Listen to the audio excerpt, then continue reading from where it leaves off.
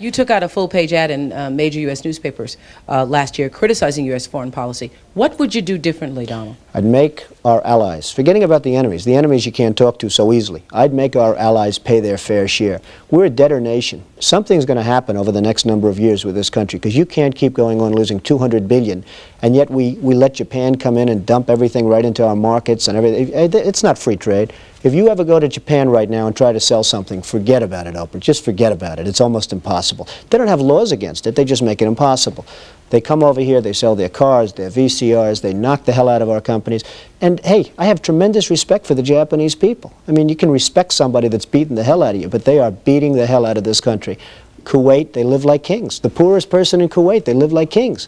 And yet they're not paying. We make it possible for them to sell their oil. Why aren't they paying us 25% of what they're making? It's a joke. This sounds like political, presidential talk to me, and I know people have talked to you about whether or not you want to run. Would you ever?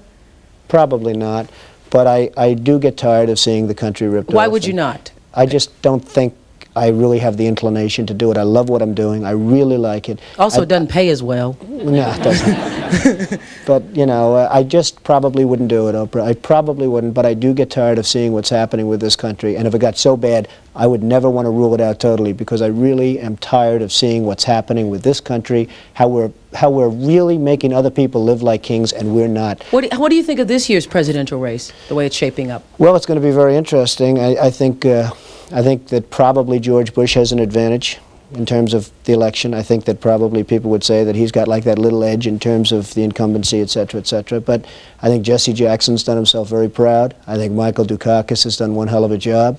And George Bush has done a hell of a job. You know, they all went in there sort of as semi-underdogs, including George Bush, and they've all come out.